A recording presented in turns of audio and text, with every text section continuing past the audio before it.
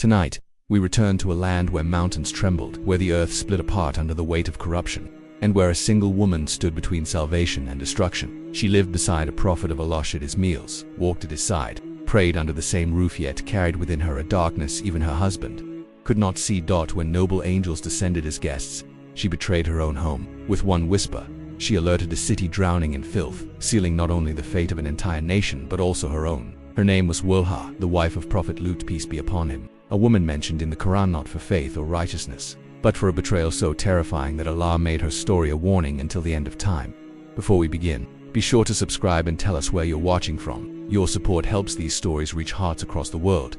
The earth had witnessed corruption before, but never like this. There had been cities where people lied, kingdoms where theft was common, and nations where pride blinded rulers, but none sank into darkness as deeply as the city of Sodom.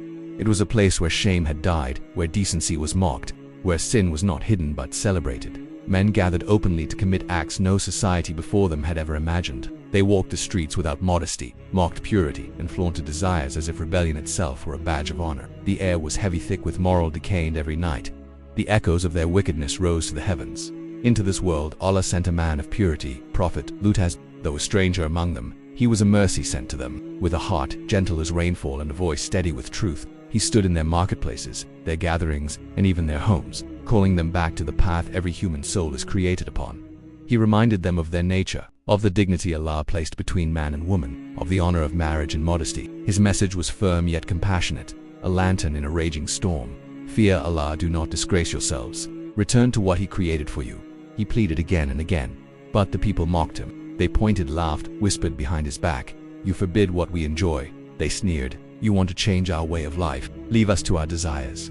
With every warning he delivered, their arrogance grew. They sank deeper into their filth, gathering in crowds where shame had no place. Their sin became their culture, the first society in human history to turn immorality into entertainment. It was no longer something they did, it was who they were. And inside the home of Prophet Lūṭ, another trial was silently unfolding. His wife, known in Israeli narration as Wāliha, watched him preach, watched him plead, watched him cry for his people. But instead of her heart softening, it hardened.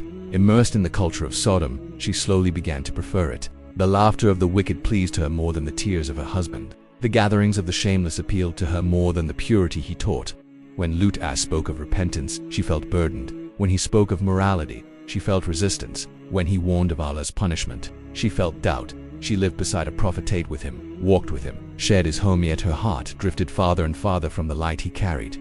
Outwardly, she remained his wife. Inwardly, she leaned toward those who mocked him. While he stood alone at night, praying that Allah would guide his people, she sat quietly reminiscing about the festivals of corruption, the gatherings of sin, the thrill of Sodom's unrestrained darkness. Prophet Lūṭ saw a nation drowning and reached out to save them. His wife saw the same darkness and stepped toward it, long before a single stone fell from the sky, before the earth overturned, before the angels arrived with the command of destruction. Her heart had already fallen. Allah would later seal her fate in the Qur'an. She lived in the house of a prophet, yet her loyalty belonged to a people drowning in sin. Wāliha, the wife of Prophet Lūṭ, carried a secret battle within her, a struggle no one could see. To the community, she was the wife of a righteous man, a woman honored by the household she belonged to. She greeted guests, walked beside Lūṭ, and lived under the same roof where revelation echoed and mercy descended.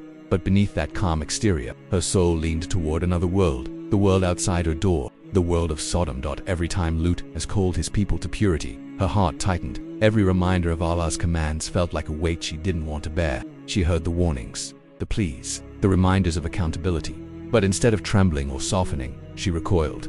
Purity felt suffocating. Boundaries felt like chains. And the more he called them to righteousness, the more she craved the noise, the laughter, the reckless freedom of the corrupt gatherings she once enjoyed. In the streets she found the approval she desired. The wicked embraced her. They joked with her, shared stories with her, whispered secrets in her ear. She leaned in, listening to their whispers, carrying their secrets, and guarding their wickedness as if it were a treasure. Bit by bit, her loyalty shifted. She began to belong more to the people of Sodom than to the man chosen by Allah. What they celebrated, she admired. What they practiced, she justified. And what Prophet Lūṭ condemned, she silently despised. Inside her home, she acted the part flawlessly. A smile when expected, a nod when appropriate, a quiet presence that appeared obedient and respectful. Everything a prophet's wife should be. But her heart had already crossed a boundary far more dangerous than any action. She wasn't merely struggling with righteousness, she resented it. She didn't simply disagree with her husband's message, she rejected it. She didn't just pity the people of Sodom, she sided with them. And then came the most deadly shift, a growing hatred for her husband's mission. In her eyes, his purity pulled her away from the world she craved. His warnings brought fear to a place where she wanted excitement. His discipline created silence where she longed for noise. To her, he was not a savior. He was an interruption, a barrier between her and the sinful comforts she desired. So she lived a double life. The dutiful wife in the home of a prophet, the hidden supporter of a nation that openly defied Allah. And in this dual existence, she sealed her fate long before the angels ever descended. The Qur'an never names her, but it gives her a title far more chilling than any name. She was among the doomed, not because she publicly committed the sins of her people, but because she privately betrayed the truth while living next to a prophet. She chose darkness over light, rebellion over guidance, desire over revelation, and Allah preserved her betrayal as a warning. A heart that leans toward corruption even in the house of a prophet walks alone into destruction. Night settled over Sodom, but the darkness of the sky was nothing compared to the darkness within its people. And in the far distance, along the dusty road leading toward the cursed city, 3 travelers appeared, men of striking beauty, faces unlike anything the people of Sodom had ever seen. Their presence was dignified, their steps calm and measured. To any passerby they looked like travelers seeking shelter, but they were not men. They were angels' messengers, sent by the Lord of the heavens and the earth, carrying a command that would uproot Sodom from its very foundations. When Prophet Lūṭ first saw them, his heart trembled, not from fear of them, but from fear for them. He knew his people. He knew their depravity, their unrestrained lust, their shamelessness. Handsome men were never safe in Sodom, and the beauty of these angels disguised as humans would ignite the desires of a corrupted nation. He rushed toward them, lowered his gaze, and greeted them with humility. "You are not safe here," he whispered urgently. "Come with me. Do not remain in the streets tonight." The angels accepted his hospitality, concealing their true mission. They allowed him to guide them through narrow alleys, past drunken crowds, past filth whispered in the shadows, past the hungry gazes that lingered too long. With every step, the weight on Lūṭ's chest grew heavier. He knew, if anyone saw them, chaos would explode. Inside his home, he quickly prepared food, urging them to stay out of sight. He stood by the door, tense, listening for footsteps, praying silently, desperately for their safety, and for his honor as a host. But while he worked to protect them, another pair of eyes observed the scene with an entirely different intention. Wāliha, the moment she saw the guests, something rose within her, not fear, not caution, but excitement. She had never seen men of such beauty. She knew exactly what their presence would provoke in her people. She knew it would stir frenzy, awaken desire, unleash chaos. And instead of horror, she felt satisfaction. In that instant, a dark opportunity shaped itself in her mind, a chance to earn favor with the wicked she admired, to bring them news that would thrill them, to offer them the very thing they craved, just as they had offered her the acceptance she sought.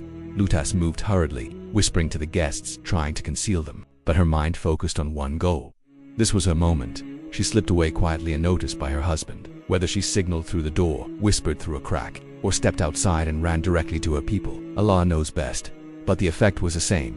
The people of Sodom received the message. There are strangers in Lūṭ's house, men of beauty, unlike anything we have known. The spark was struck. The disease in their hearts erupted like flame. And with one treacherous act, Wāliha placed herself fully on the side of a nation already marked for destruction. What followed the pounding at the door, the furious mob, the shouts, the madness, all began because of one woman who lived in the house of a prophet, yet belonged to the darkness outside. The doom of Sodom began when she betrayed her own door, stepped on inside. She moved like a shadow, undetected, a storm gathering behind her. The angels remained seated, honored guests, their beauty cloaked yet still unmistakable. Their radiance alone, had it reached the eyes of Sodom, would have shattered what little conscience its people still possessed. Lūṭ tried to steady his breath, whispering dua beneath it as his eyes darted between the door and his guests. Time was slipping away. He hoped, he pleaded, that his people would not discover who had entered his home. But Wāliha already knew. Every moment she watched those guests, her curiosity sharpened into excitement, and that excitement twisted into betrayal. Some narrations say she slipped out through a back door. Others say she climbed onto the roof and lit a small signal flame, a secret sign used by the corrupt of Sodom. And some say she simply stepped outside and whispered to a neighbor, who whispered to another, until the entire city throbbed with feverish hunger. Whatever the method, the message spread like venom. There are strangers in Lūṭ's house, men unlike anything we have ever seen. Her words poisoned the city. In alleys and doorways, in dens of sin and crowded gatherings, people paused, then surged. Their diseased hearts pounded with lust. They didn't question the news. They didn't hesitate. They rushed toward the house of a prophet, as if obeying the call of their desires. In minutes, the night's silence shattered. Lūṭ heard them before he saw them, Pounding footsteps, rising voices, wicked laughter swelling in the darkness. Then came the pounding on his doorfists, striking wood bodies, slamming against the walls. His home shook beneath the weight of an entire nation demanding something filthy, something unspeakable, something no soul should ever desire. "Bring them out to us," they roared. "We know they are inside, send them out." Lūṭ stood at the entrance, trembling not out of fear for himself, but out of shame. His honor as a host was being violated, his guests' purity threatened. With a voice steeped in agony, he pleaded, "These are my guests. Do not disgrace me. Fear Allah. Is there not a single righteous man among you?" But the mob only pushed harder. Their shouts drowned his words. Their depravity swallowed every trace of reason. Inside, Wāliha watched the chaos unfold and felt nothing. No guilt, no fear, no regret. Her betrayal was complete. She had chosen her side, and it was not the side of her husband, nor the angels, nor the side of Allah. The Qur'an describes her deed with one devastating word: she betrayed them, not with her body but with her loyalty. Her betrayal was deeper than adultery. It was a betrayal of truth itself. She did not safeguard righteousness. She exposed it. She did not defend revelation. She undermined it. She did not stand beside a prophet. She stood with a nation drowning in sin. For that one act, one moment of siding with evil against a messenger in her own home, her fate was sealed long before the first stone ever fell from the sky. Outside, the mob raged. The house trembled. The door shook violently as bodies pressed against it. Lūṭ stood between his guests and madness, his heart pounding, his voice breaking as he tried to reason with a crowd that no longer feared Allah or felt shame. Their humanity had dissolved entirely, and in that moment when desire had swallowed their minds, and the night shook with screams, the angels finally spoke. Their voices were calm, steady, powerful in a way no human voice could ever be. "O Lūṭ, do not fear. We are messengers from your Lord." The words froze the air around him. Relief washed over the prophet, though awe trembled in its place. These were no ordinary guests. These were beings of light, sent with a command written before time itself. They stood, and with a single gesture, one motion unseen by human eyes, they struck the mob with blindness. Outside, screams twisted from lust into terror. Men stumbled into darkness, clawing at their faces, desperate and confused. They groped four walls, collided with one another, and collapsed in panic. Lūṭ as watched, hands trembling. The punishment had begun. The angels turned to him again. "The decree of your Lord has fallen upon these people. Their destruction will not be delayed." The words were final. Heavy, a sentence passed by the heavens. They commanded him, "Take your family, leave this city in the night, move quickly, and do not look back, none of you." The command was simple, but it would reveal every heart pure or corrupted. Lūṭ rushed through his home, calling his daughters, gathering what little they could carry, urging them to move. Outside, chaos erupted, blinded men staggering through the streets, curses echoing, cries rising as the first tremors of divine punishment rippled beneath the earth. Fear and urgency filled every corner of the home, except for one heart, Wāliha's, the angels. Warning reached her ears but stopped there. Her feet moved with the family, but her heart remained anchored to Sodom, to its noise, its sin, its people, its wickedness, its unrestrained darkness. Allah had not only commanded them to leave, He had commanded them not to look back. It was a test, a separation, a moment that would expose what lay hidden in every soul. Doom was approaching. The believers moved forward with trembling hearts, bound by fear and obedience. The corrupt turned back toward the world they loved too deeply to release. As Al-Salam led his family into the darkness, guided only by faith and the whispered commands of the angels, every step carried them farther from a city, moments away from annihilation. The sky above began to shudder. A distant rumble swelled. Something ancient and terrifying was awakening. By the command of Allah, the moment had arrived when every heart would be revealed. For the believers, it was salvation. For Wāliha, it was the cost of a lifetime of hidden rebellion. Her feet followed the prophet, but her heart had never left Sodom. They fled beneath the faint light of the moon, at the front, his daughters close behind, and angels urging them to hasten, not to pause, not to look back. Behind them, the city groaned like a dying creature. The earth shook beneath their feet. Winds rose with a sound that carried both warning and wrath, and the command echoed through every soul walking that night. Do not look back. It was the final test, one not of motion, but of loyalty. Wāliha walked among the believers, yet she did not belong with them. Her steps dragged, her breath trembled, her gaze drifted again and again toward the darkness behind her. Lūṭ carried grief for a nation that rejected truth. His daughters carried fear and hope in equal measure. But for Wāliha, the night was unbearable. She could not accept that everything she cherished, the laughter, the gatherings, the sin-soaked comforts of her people, could vanish so suddenly that it happened. She stopped. Perhaps it was longing, perhaps doubt, perhaps the irresistible urge to see if the warnings she once mocked were real, or perhaps she simply could not let go of the city she had chosen over her husband's message. Tafsir tells us she looked back not with obedience, but with attachment. Her heart betrayed her feet. She turned toward Sodom at the very moment when the gates of the heavens opened up. Stone chosen and marked by a lay descended with terrifying precision. It struck her where she stood, silencing her forever. Her body froze. Fear seized her soul, and then the punishment erupted. The earth beneath Sodom convulsed with a force no human had witnessed. By a single divine command, the angel Gabriel alayhi salam lifted the entire city upon the tip of his wings so high that the inhabitants of the lowest heaven heard the screams of their animals. Then he overturned it. The land that once stood firm collapsed upon itself with a roar that split the night. Before the dust settled, stones rained from the sky, sigil clay missiles guided with perfect accuracy. They struck every corner of the shattered city, every home, every sinner, every soul that mocked their prophet. No one escaped except those who walked with Lūṭ, and Wāliha was not among them. Her fate was sealed the moment she chose corruption over truth.